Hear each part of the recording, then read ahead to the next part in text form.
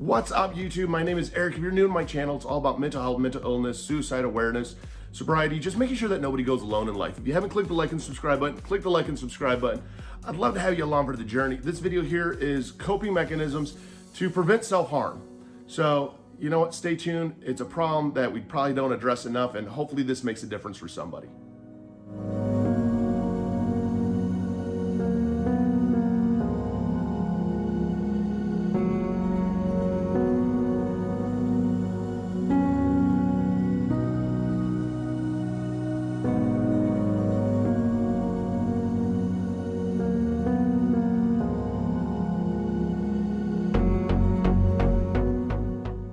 What's up, YouTube? My name is Eric and welcome to my video on coping mechanisms for self-harm. If you haven't clicked the like and subscribe button, click the like and subscribe button.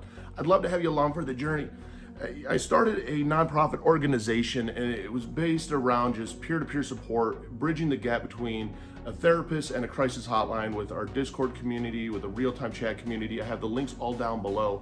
This video here, I want to share with you some of the different coping mechanisms that are out there for self-harm. Self-harm is something that has a lot of stigma around it. A lot of people don't talk about because, let's face it, it's not one of those subjects we want to share, and people are afraid of their scars. Tell you this right up front, I self-harm. I'm a man. I self-harmed just recently. Last time was actually back in right around June. Before that, my last relapse was in April. If you have ever relapsed in self-harm, the first thing that you don't ever want to do is you don't beat yourself up on it. So let me share with you some healthy coping mechanisms for self-harm and what I've found that actually works for me.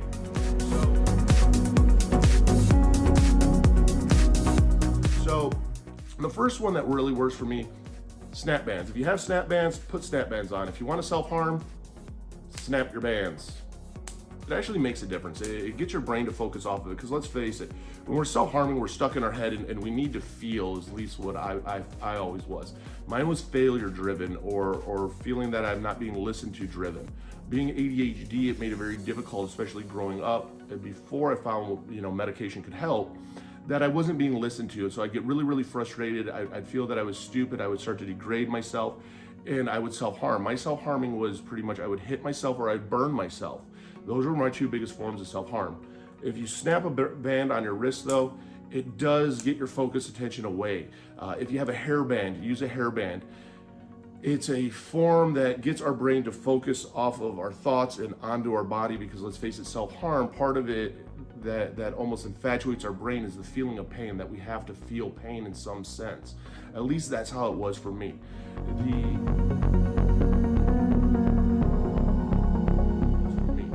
The next thing that I also found helps with self-harm is if you have glue, take glue, put glue on you, and let it dry. Here's the funny part about glue. It doesn't dry right away. So if you want to self-harm and you put glue on you, now you have to sit here and wait for it to dry. You actually will probably end up getting frustrated and focusing more on the glue drying than the desire to self-harm. Now, once the glue dries, pick it and roll it off, squeeze it off, do whatever you want to get it off of your skin, and it gives you still, again, that same feeling. Again, healthy coping mechanisms. You're not going to end up with scars. You're not going to end up beating yourself up later on down the road going, man, what did I just do? Now I have to hide these. Now we feel even more insecure about ourselves. We're self-defeating ourselves even more.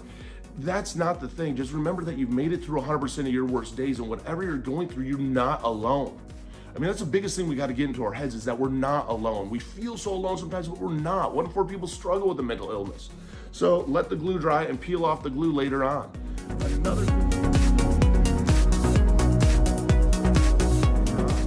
Another thing to do if you want to self-harm is markers.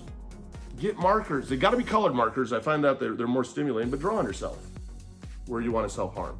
And you know what? I've seen some people do some pretty amazing drawings and some pretty amazing artwork when it comes to what they have done to prevent themselves from self-harming and what they've come up with. I mean, even take the pictures. I mean, it's inspiring to see what other people use as coping mechanisms, and it's all trial and error. I didn't come up with these all on my own. It was trial and error of seeing what worked for other people and then seeing if it worked for me.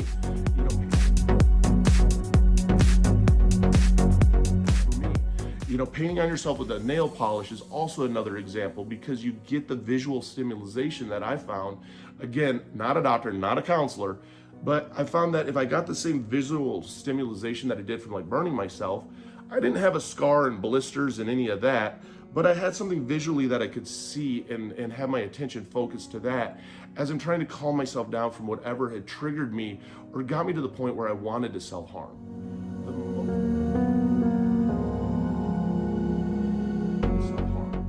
The most important thing I found when wanting to self-harm that has helped me down the road, journaling it.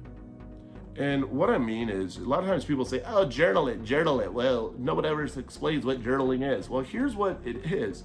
When you get triggered by self-harm, put the time that it happened, what happened, and how it made you feel. Because that's the biggest thing I can say is finding the source of what makes you want to self-harm. When I figured out what makes me want to self-harm is when I'm not listened to or I feel like I'm a failure.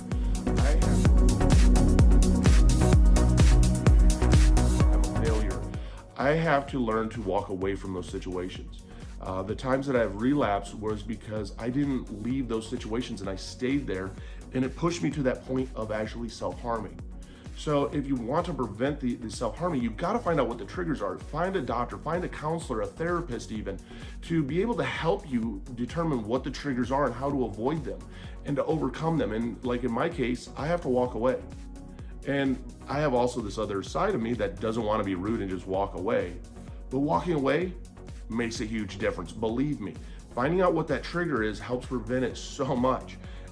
I'd rather walk away from the situation, maybe offend somebody, than end up doing any kind of bodily harm to myself. There's nothing worse than having bruises on your head and beating yourself that it looks like you got done in a fight and you have a headache and your body aches and your knuckles are bleeding because you've been hitting yourself so hard. I mean, I've been there. That's been me. I mean, I've gotten to the point even sometimes where if I need to let out that aggression, I'll punch a pillow. Punching a pillow, there's nothing wrong with it. Just get the emotion, get the aggression out. If you have a hammer and some wood, go smash the wood with the hammer. Getting that aggression out also helps. It gives you a relieving feeling. And when you're done, the best part of it is your body's intact. There's no blood, there's no stitches. You're not going to the hospital. There's none of that comes with the typical forms of self-harm. So, use the snap band, use the drawing on yourself, use the nail polish, you journal, find out what the trigger is that's caused you to want to self-harm. Use the glue, and like even here, the glue still hasn't dried yet. I'm ADHD, this drives me nuts. See, I'm gonna focus on this more than anything else of going, why isn't it drying? When's it gonna dry? Why isn't it dry? And I've lost track of what it was I was feeling as a failure about.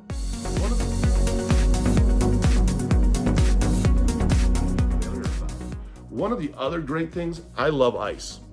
I love ice.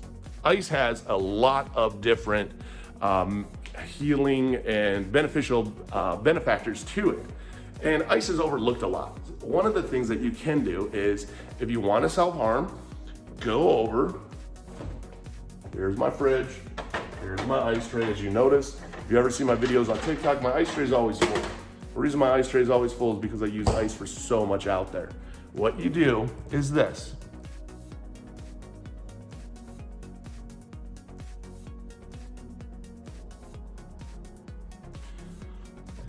It gives you a sensation. It gives you that real sensation of what it was you were trying to accomplish, even self-harming. And again, it shifts your focus. It's a healthy coping mechanism.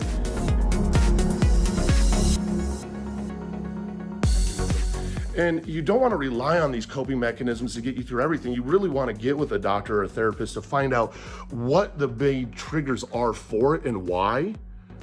Because once you find out why, then you can start really truly preventing it. So get with a doctor, get with a counselor. I have a link down below even to BetterHelp to find a therapist, and it's trial and error to find even the right therapist, but to figure out what's triggering you to self-harm and then really addressing what the problem is, because it's not you per se self-harming yourself, it's what's happening in your head that's causing you to want to self-harm. So don't forget that. If you've ever relapsed in self-harm, believe me, It's okay. I've relapsed when it's come to addiction. I've relapsed when it's come to self-harm. Don't beat yourself up. All we do is pick up the pieces and go back at it together. Once the glue dries, look at this. It's not even dried yet. I actually put too much on. Oh, this is going to be fun to get off. I have lots of hair.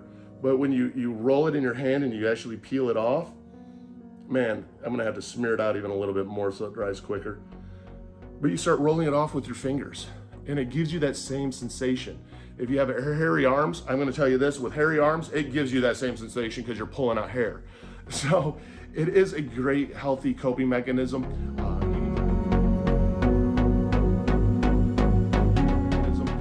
Even try a sobriety calculator or calendar that tracks your days of sobriety of self-harm, because we build ourselves off of those little bit of goals. And so if you're tracking, how many days you've been sober, that's even another motivating factor to not self-harm. It comes down to this, that you're an amazing human being. You've made it through 100% of your worst days. And let's face it, shit happens, life happens, and we get stuck in our head and we get trapped in our head. And finding the different tools out there is what's so important. Again, down below, I have all the links to all my different social media. I have links to the mental health Discord, the website, even to the Patreon account, to all my Patreon members. Thank you so much for being a part of this with me. It is a nonprofit organization, so any of the donations that we do get is a tax deduction. It's trial and error though, and knowing that you're not alone.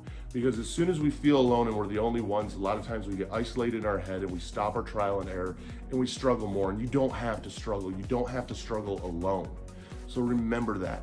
If you're trying to self-harm out there and you've been to those points before, try some of these healthy coping mechanisms, try some of them, see if one of them works, and it's finding what one works for you. They do change over time, so you may have to change them up every now and then, but that's okay. Remember, you're the most important. If you haven't hit that like and subscribe button, hit that like and subscribe button. I'd love to have you along for the journey. And comment down below. I mean, if you have a different healthy coping mechanism that I haven't even went over, share it, because that's what it's about, is people helping people. Just share what works for us.